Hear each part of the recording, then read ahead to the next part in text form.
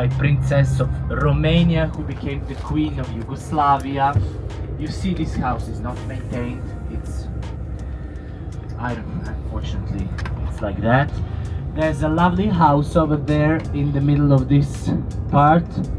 That's the gallery of the Princess of Romania and then later Queen of Yugoslavia.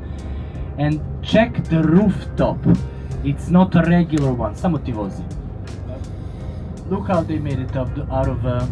You see?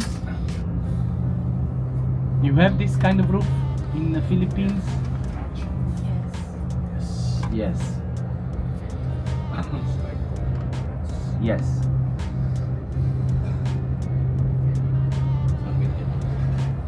This one is maintained. This one is maintained, but it's closed for the public. And there's the Royal Palace in front of us. Ti ćeš sad da staneš napred sa leve ili desne strane, možda sa leve. Samo da staneš, eno je Milica. There's our host. So they will be waiting for us here. She's gonna take over now, that's Milica. And she's gonna take us through the royal complex. Just listen, Stani. Just listen to her, please, now.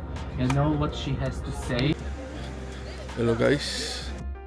Dito kami sa palace ngayon. Just follow Milica, please. I will tell the driver to turn around.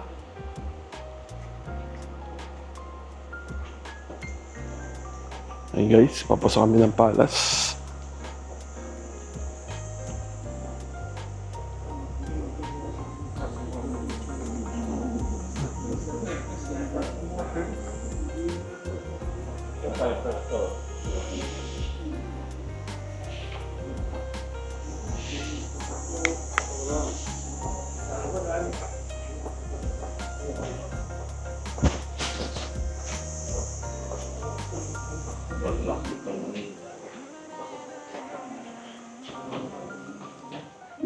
Welcome.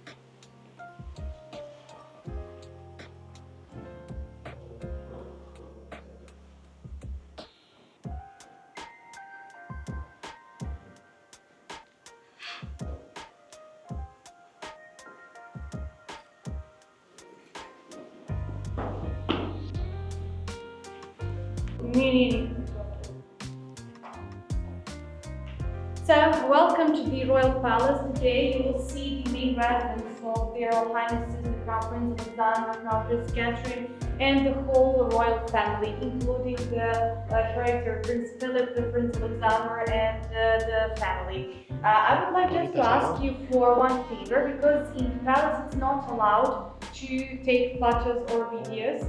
Just to know, because Hi guys, bawal pala mag-video sa loob ng Royal Palace.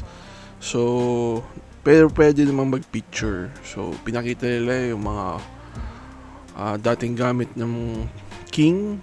Actually, yung king ngayon is hindi pa siya actually talagang declared as the King of Serbia.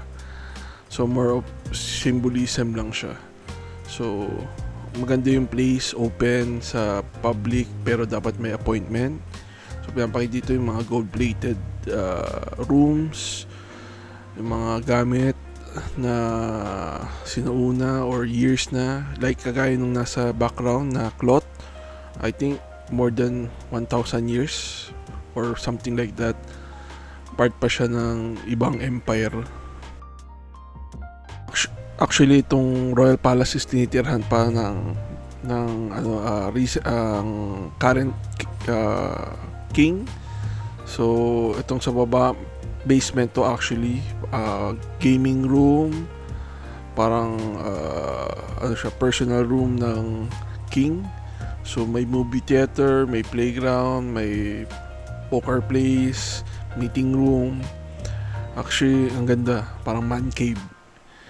So, yung iba dito medyo modern na kasi ginagamit pa rin ng king. So, parang entertainment room sa basement.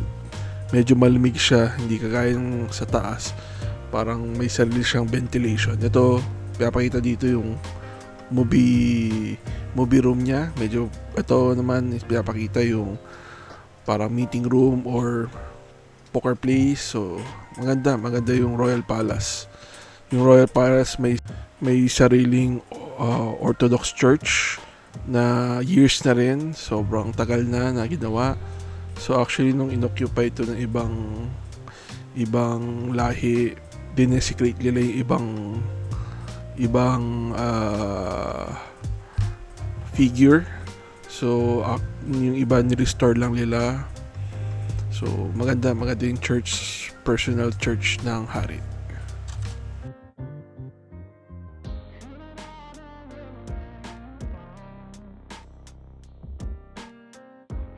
Maganda yung mga architectural dito sa place na to.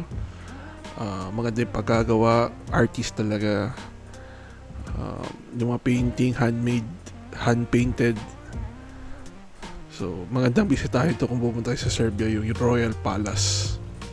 Syempre after ng Royal Palace, nagpunta kami sa Gardos Tower. So naglakad kami parang overlooking ng Belgrade. So, another akyat, napagod ako syempre. So, okay naman yung tanay, maganda. Marami ring tourists. So, syempre after namin sa tower, it's lunchtime. So basically, kumakain kami, mix yung food namin, traditional at saka yung non-traditional. So like to may lumpia, tapos pork belly. After ng lunch, nagpahinga lang kami sa hotel, free time. Tapos after ng lunch or free time, lunch na ulit. So nag-lunch kami papunta kami sa pedestrian tourist spot. So ito hindi naman traditional chicken kinain namin. So masarap din, ayos din. Mabigat nga lang, mahilig sila sa potato tsaka corn. After that, another free time. Bye-bye!